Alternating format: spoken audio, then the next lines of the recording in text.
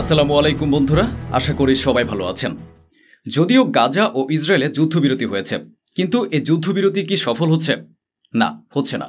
কারণ ইসরায়েল এখনও গাজায় বোমাবর্ষণ চালিয়ে যাচ্ছে। এখানকার সর্বশেষ খবর আপনাদেরকে দেখাবো, আর কিভাবে ইসরায়েলও বড় ধাক্কা খেল সেটাও দেখাবো। ইয়েমেন একটি নতুন হামলা চালিয়েছে। এর পাশাপাশি সামিট ফ্লোটিলা জাহাজের যেসব মানুষদের আটক করা হয়েছিল, সন্ত্রাসীদের মতো আচরণ করা হয়েছিল, সেই জাহাজের ক্যাপ্টেন এমন কিছু করেছেন যার কারণে ইসরায়েলের গলার সব শব্দ থেমে গেছে। এটাও আপনাদেরকে দেখাবো। এছাড়া লেবাননে ইসরায়েলের বড় এক হামলার দাবি করা হয়েছে, সেটাও তুলে ধরব। এবং একই সঙ্গে দেখাবো কিভাবে নেতানিয়াহুর বিরুদ্ধে এক বিশাল আন্দোলনের সূচনা হয়েছে। এছাড়াও আরও অনেক খবর আছে, দেখতে হবে ভিডিওর শেষ পর্যন্ত। প্রথমে শুরু করছি প্রেস টিভির একটি গুরুত্বপূর্ণ খবর দিয়ে। Israeli force kill 7 Palestinians in Gaza, since dawn despite Trump order in held fire. অর্থাৎ ট্রাম্পের যুদ্ধবিরতির নির্দেশের পরও ইসরায়েলি বাহিনী গাজার এক শহরে 7 জন ফিলিস্তিনিকে হত্যা করেছে। খবরে বলা হয়েছে এখন পর্যন্ত 70 জনেরও বেশি ফিলিস্তিনি নিহত হয়েছে। তবে সর্বশেষ তথ্য অনুযায়ী ইসরায়েলি বাহিনী আরও 7 জন ফিলিস্তিনিকে হত্যা করেছে। গাজার ভিতরে এমন কর্মকাণ্ড একের পর এক চালিয়ে যাওয়া হচ্ছে। এদিকে ইয়েমেনের সেনাবাহিনী ড্রোন হামলা চালিয়েছে ইলাদ বন্দর এলাকায়। এটা ইসরায়েল বিরোধী সামরিক অভিযান হিসেবে দেখা হচ্ছে, যেখানে প্রচুর সংখ্যায় একের পর এক ড্রোন ছোড়া হয়। এর মধ্যে কিছু ড্রোন ইসরায়েলের বিমান প্রতিরক্ষা ব্যবস্থা আটকাতে সক্ষম হলেও বেশ কয়েকটি ড্রোন ইলাদ শহরের ভেতরে গিয়ে পড়ে এবং তারপরেই সেখানকার পরিস্থিতি উত্তপ্ত হয়ে ওঠে। এখন দেখুন, আপনাকে নিয়ে যাই লেবাননের দিকে। আগে দেখা যাক লেবাননে কি ঘটেছে। এই ভিডিওটি দেখুন, এটা লেবাননের দৃশ্য। ভিডিওটি মনোযোগ সহকারে দেখুন। এই দৃশ্যটি এখন সামনে এসেছে। ইসরায়েলের একটি এয়ার স্ট্রাইক হয়েছে। এই হামলাটি দক্ষিণ লেবাননের একটি গাড়িতে চালানো হয়, যেখানে এক লেবানিজ পুরুষ ও তার স্ত্রী বসেছিলেন। দুজনে ঘটনাস্থলেই মারা যান। দেখুন, এই হামলা একের পর এক চালানো হচ্ছে। আপনার নিশ্চয়ই মনে আছে, যখন হামাসের সঙ্গে যুদ্ধবিরতির ঘোষণা দেওয়া হচ্ছিল, তখন হিজবুল্লাহ সামনে এসে বলেছিল, যদি আপনি ভাবেন সব শান্ত হয়ে যাবে তাহলে ভুল ভাবছেন।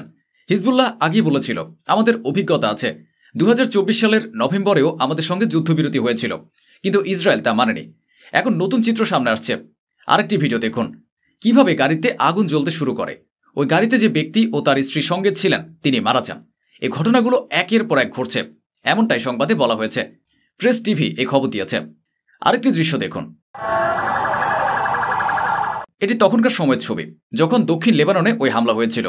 এরপর সেখানে পরিস্থিতি আরও ভয়াবহ হয়ে ওঠে। এখন আরও একটি ছবি দেখুন, এটি গাজার। এই হামলা গাজায় চালানো হয়েছে। ছবিটি তখনকার, যখন ইসরায়েলি ড্রোন থেকে এয়ার স্ট্রাইক হয়। এই আক্রমণটি এক ফিলিস্তিনি পরিবারের উপর চালানো হয়েছিল, যখন তারা যুদ্ধবিরতির পর নিজেদের ঘরে ফিরছিল। যুদ্ধবিরতির ঘোষণা শুরুর পর শান্তির আভাস দেখা দিয়েছিল। যারা ঘর ছেড়ে পালিয়ে গিয়েছিল তারা ধীরে ধীরে ফিরে আসছিল। কিন্তু ঠিক তখনই একটি বড় হামলা চালানো হয় সেই নিরীহ মানুষগুলোর উপর, যারা ঘরে ফিরছিল। ভাবুন সেখানে কি ভয়াবহ পরিস্থিতি চলছে। এগুলোর মাঝে আরেকটি খবর এসেছে। ট্রাম্প নেতানিয়াহুকে তীব্রভাবে সমালোচনা করেছেন। You are always so negative, Trump tells Netanyahu on Gaza proposal. তিনি বলেছেন, তুমি সবসময় এত নেগেটিভ কেন, সব ঠিক হয়ে যাবে। কিন্তু নেতানিয়াহুর উত্তর ছিল, আমি কিভাবে উদযাপন করব, এটি তো পরাজয়। তখন ট্রাম্প বললেন, হাল ছেড়ে দিও না, এটা কোনো হার না। নেতানিয়াহু বলছে, না, এটা পরাজয়। কারণ নেতানিয়াহু জানে এরপরে কি ফলাফলের জন্ম হবে। তারা বোঝে যে সামনে এগুলো তাদের দেশে এই বিষয়ে যে কণ্ঠস্বর উঠবে তার কি পরিণতি হবে, এই সব কিছু তারা জানে। এবার শুনুন নেতানিয়াহু কি বলছে। Imagine that after 9/11, people would say, okay, now let's give bin Laden and Al-Qaeda, let's give them a state. Not only will we give them a state, it'll be 1 mile from New York, which is what they're suggesting. After this October 7th massacre against Israel, we'll give the Palestinians a state. এই মানুষটি বারবার আমেরিকাকে স্মরণ করিয়ে দিচ্ছে, এটা 9/11-এর মতো নয়। 7 অক্টোবরের হামলার সঙ্গে 9/11-এর মধ্যকার তফাৎ আছে। 9/11 কেন ঘটেছিল একটু দেখে নিন। আফগানিস্তানে অস্ত্র সরবরাহ করা হতো অন্য দেশের উপর আক্রমণ চালানোর জন্য, তাদের দমন করার জন্য। এই কাজ আমেরিকা করেছিল। তালেবান কোথা থেকে এলো, আল কায়দা কোথা থেকে এলো, এসব কিছুই আমেরিকার প্ল্যান, এটা সবাই জানে। নেতানিয়াহু বারবার 7 অক্টোবর করছেন। 7 অক্টোবর তো এটা হওয়ারই ছিল।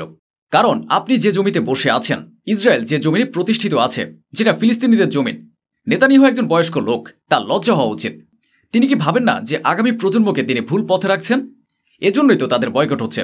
তিনি ভাবছেন এই নতুন প্রজন্ম মূর্খ, কিন্তু তার জানা দরকার এই নতুন প্রজন্ম ইতিহাস পড়ে দেখে ফেলেছে। নেতানিয়াহু ও তার পুরো ইতিহাস পড়ে ফেলেছে। আগে তারাও জানতো না, কিন্তু এখন ভিতরে ঢুকেও তারা পড়েছে এবং নিশ্চিত হয়েছে যে হ্যাঁ, ফিলিস্তিনিদের জমিন দখল করে বসে আছেন আপনি, এজন্যই আপনাকে তিরস্কার করা হচ্ছে। ইসরায়েলিদের উপর থুতু ছোড়া হচ্ছে। অন্তত এই ব্যাপারে লজ্জা করা উচিত। এবার দেখুন এখানে কি ঘটছে। রোমের রাস্তায় বিপুল সংখ্যক মানুষ একত্রিত হয়েছে। তারা ইসরায়েলের বিরুদ্ধে প্রতিবাদে মুখর হয়েছে এবং এই কণ্ঠস্বর ক্রমাগত জোরালো হচ্ছে। রোমের রাস্তাগুলোতে উপচে পড়া ভিড় দেখা গেছে। আরেকটি দৃশ্য দেখুন, এক বিশাল জনসমাগম দেখতে পাচ্ছেন আপনি। এই ভিডিওতে দেখা যাচ্ছে মেক্সিকোতে জড়ো হওয়া মানুষদের, যারা আমেরিকা ও ইসরায়েলের পক্ষ থেকে গাজায় চালানো হামলার বিরুদ্ধে অবস্থান নিয়েছে। এখন আপনি দেখছেন প্রেস টিভির খবর। They did exactly what the Nazi did. Gaza flotilla activist detail abuse during Israel abduction. অর্থাৎ গাজা ফ্লোটিলা আন্দোলনের কর্মীরা বলছেন ইসরায়েল ঠিক সেটাই করছে যা একসময় নাৎসিরা করেছিল। নাৎসিরা যেভাবে নির্যাতন করেছিল, ইসরায়েলি বাহিনী আজ ঠিক সেইভাবে কাজ করছে, এমন অভিযোগ তুলেছেন ওই কর্মীরা। তারা বলেছেন তাদের সঙ্গে ঠিক সেই রকম ব্যবহার, নির্যাতন ও অপমান করা হয়েছে যেমনটা তারা ইতিহাসে নাৎসি সময়ে পড়েছিল। এবার আসুন আরেকটি খবরে। Summit flotilla activist launch Hungary strike in Israel prison against starvation policy. অর্থাৎ গাজা যে নীতি ইসরায়েলে চালাচ্ছে তার প্রতিবাদে সামিট ফ্লোটিলা কর্মীরা ইসরায়েলি জেলে অনশন শুরু করেছে। তারা ক্ষুধানীতি ও খাদ্য নির্বাসন নীতির বিরুদ্ধে এই অনশন করছেন। এই সব ঘটনায় ঘটছে ইসরায়েলের জেলের ভেতরেই। এদিকে আরেকটি গুরুত্বপূর্ণ খবর এসেছে।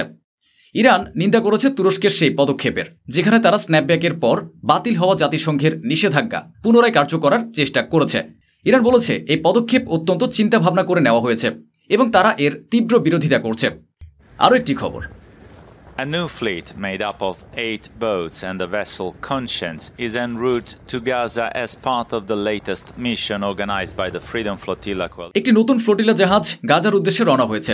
খবর অনুযায়ী এ জাহাজে যাত্রীরা প্রকাশ্যে চ্যালেঞ্জ ছুড়েছে, এবার আমাদের থামিয়ে দেখাও, তোমরা কি করতে পারো। Italian activist find faith in Islam after Israeli detention during Gaza aid mission. এটি একজন ইতালিয়ান অ্যাক্টিভিস্টের, যিনি গাজা মিশনের সময় ইসরায়েলে আটক থাকার পর ইসলাম ধর্ম গ্রহণ করেছেন। আপনি জানেন একের পর এক জাহাজ রওনা হচ্ছিল এবং তার মধ্যে একজন ক্যাপ্টেন ছিলেন, যিনি ইসরায়েলি হেফাজত থেকে বেরিয়ে এসে ইসলাম ধর্ম গ্রহণ করেন। এদিকে যুক্তরাষ্ট্রে কি হচ্ছে দেখুন।